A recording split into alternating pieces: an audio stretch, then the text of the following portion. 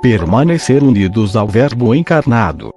Pela fé, pelas obras, pelo sacramento da Eucaristia.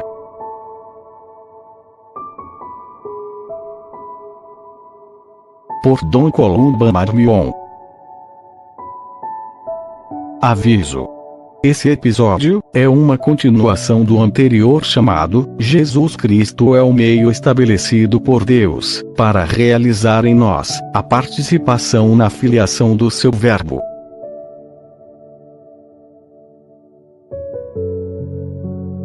E quais são, para nós, as consequências práticas desta doutrina?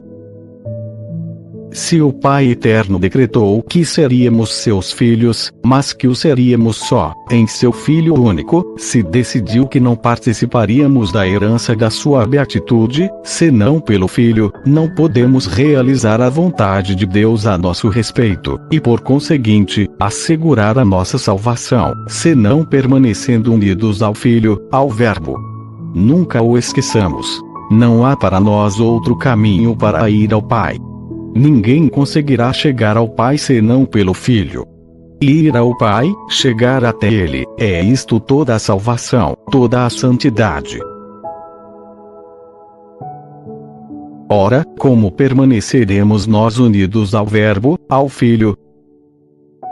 Primeiramente pela fé. Diz São João: no princípio, era o Verbo, e o Verbo era Deus. Todas as coisas foram feitas por ele. Veio ao mundo, que foi feito por ele, e os seus não o receberam. Mas aos que o receberam, deu-lhes o poder de se tornarem filhos de Deus, aqueles que creem no seu nome, e assim nasceram de Deus. O Pai Eterno apresenta o seu Verbo ao mundo. Eis aqui o meu Filho. Ouçam a sua voz. Se o recebermos pela fé, quer dizer, se crermos que ele é o Filho de Deus, o Verbo nos faz participar do que ele tem de melhor, a filiação divina. Partilha conosco a sua qualidade de Filho, nos dá a graça da adoção, nos dá o direito de chamarmos Deus de Pai. Toda a nossa perfeição consiste em imitar fielmente o Filho de Deus. Ora, São Paulo nos diz que toda a paternidade deriva do Pai. Pode-se também dizer do Filho. Só o Filho, pelo seu Espírito, nos ensina como devemos ser filhos. Devemos, pois, receber o Filho tal como ele é, ver nele, sempre, seja qual for o estado em que o contemplarmos, o Verbo coeterno do Pai. Depois, devemos receber os seus ensinamentos e a sua doutrina. Cristo está no seio do Pai, e, pelas suas palavras, nos revela o que sabe. A fé é o conhecimento que temos, pelo Verbo, dos mistérios divinos. Seja, pois, qual for a página do Evangelho que lermos, ou a Igreja nos apresentar na celebração dos mistérios do seu esposo, digamos a nós mesmos que essas palavras são do Verbo, daquele que exprime os pensamentos, os desejos, a vontade do nosso Pai dos céus. Cantemos amém a tudo quanto o Verbo nos disser, em cada página que a Igreja, na sua liturgia, destaca do Evangelho, para apresentar a nossa fé. Digamos a Deus: Pai, eu não vos conheço, pois nunca vos vi. Mas aceito tudo que o vosso divino Filho, o vosso Verbo, de vós me revelou. Esta oração é excelente, e muitas vezes, quando feita com fé e humildade, desce do alto um raio de luz, que esclarece os textos que lemos, e nos faz penetrar a sua profundeza, para neles encontrarmos princípios de vida. Porque o Verbo não é só a expressão das perfeições do Pai, mas também de todas as suas vontades. Tudo que o Verbo nos ordena e prescreve, no Evangelho ou pela voz da Igreja, é a expressão da adorável vontade do nosso Pai Celeste. E se cumprirmos, sobretudo por amor, os preceitos que Jesus nos dá, permaneceremos unidos a Ele, e por Ele ao Pai. Toda a perfeição da santidade está nisto. Aderir ao Verbo, à sua doutrina, aos seus preceitos, e por ele, ao Pai que o envia e lhe dá as palavras que nós devemos receber.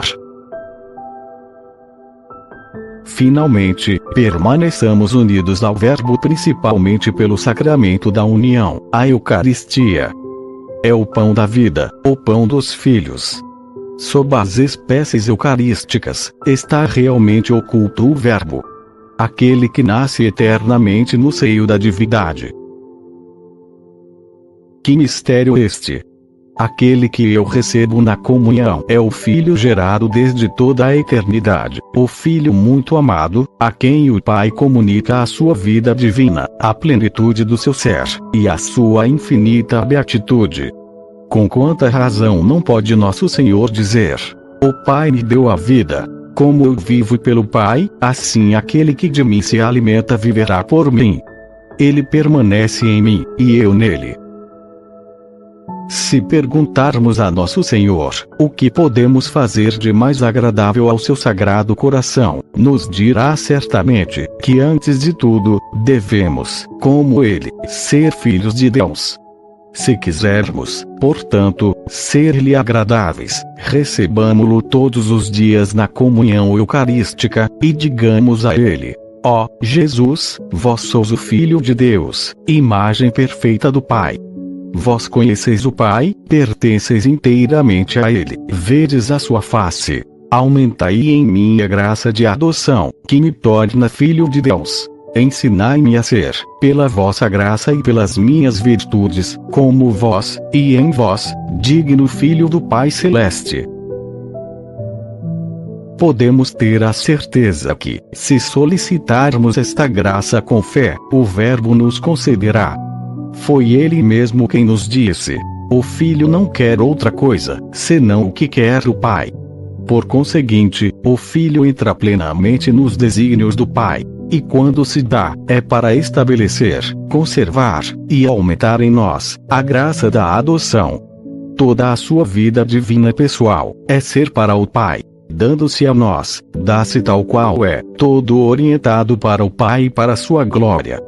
Por isso, quando o recebemos com fé, confiança e amor, realiza em nós a nossa orientação para o Pai. É isto o que nós devemos pedir e procurar incessantemente: que todos os nossos pensamentos, todas as nossas aspirações, todos os nossos desejos, toda a nossa atividade se dirijam, pela graça da filiação e pelo amor, para o nosso Pai dos céus, em seu Filho Jesus. Vivos para Deus, em Cristo Jesus.